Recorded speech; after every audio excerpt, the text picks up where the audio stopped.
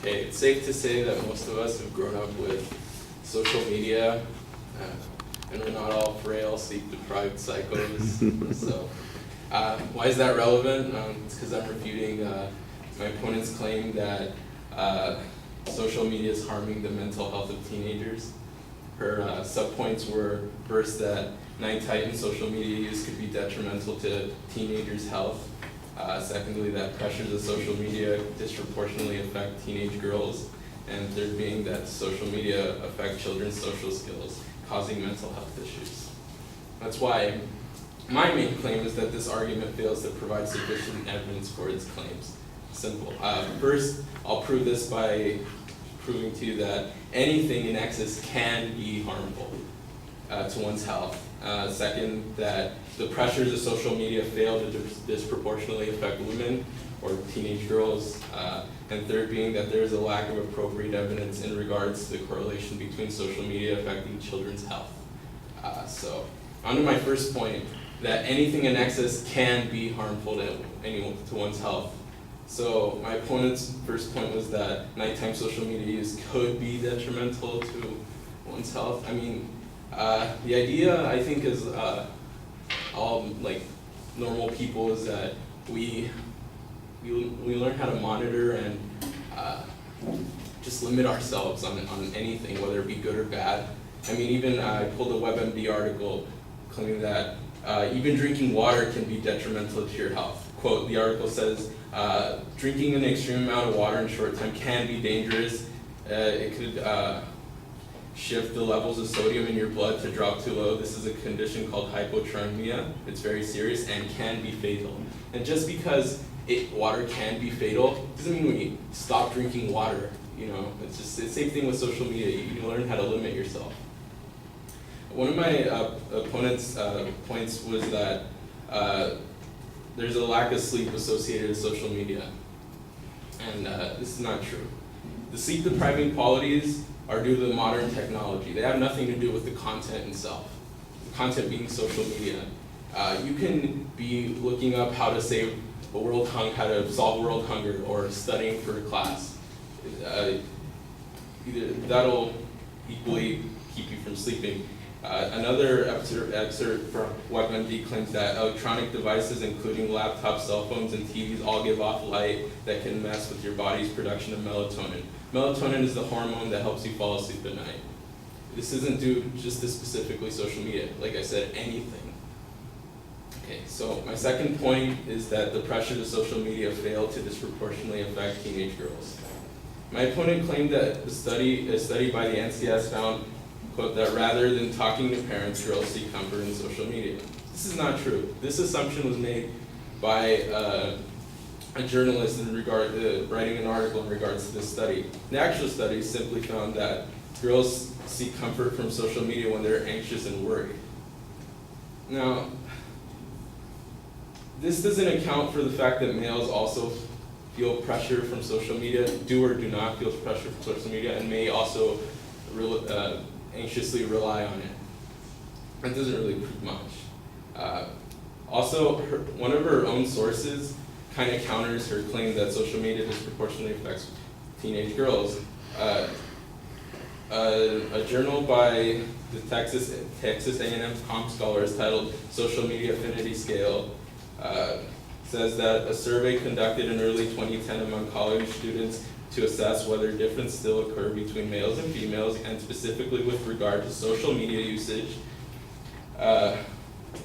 found that the study showed that the students surveyed no significant differences between males and females in their internet usage, social media usage, and also beliefs about social media in general, completely disproving one of her claims with her own information. So, my third point is that there is a lack of appropriate evidence in regards to the correlation between social media affecting children's mental health. One of the quotes she used was that children are totally immersed in a virtual world, which is damaging to both the way they see themselves and the way they perceive the world. This might sound like, damning evidence to a degree, but this quote is from a teacher, a middle school teacher from San Francisco in regards to a single MySpace post. this person isn't a psychiatrist. It's really limited evidence on in regards to cyberbullying, not really relevant. I wouldn't consider this real evidence. Also, my opponent used a quote in the argument from 1997. This claims that children's social skills and ability to make small talk and actively listen and develop empathy are affected. Not only is this quote from 1997 and not relevant at all to social media or really internet usage, the internet was barely a thing in 1997, and the quote itself says children's social skills and abilities to make small talk and actively listen are affected. What does that mean? Are affected by what? It could be by butterscotch candy. It really doesn't mean much. So an old study like this isn't really relevant, and the quote itself doesn't say anything about it.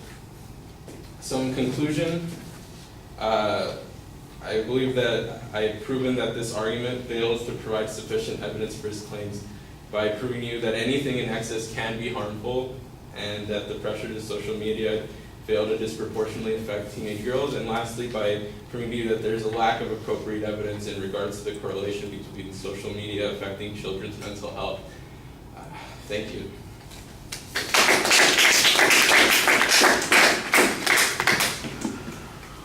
All right, well, you preview the advocate's points, and then you kind of preview your points. I think you could probably save the responses to the individual points of the advocate by making your claim as you get to each of those points. As it is, it sounds like you're creating your own separate speech, and I think that's a little bit awkward. So just apply it to the argument that as it comes up. You did label your points very clearly in the body of the speech, so it's easy to follow, like I said, except for that little bit of confusion at the beginning.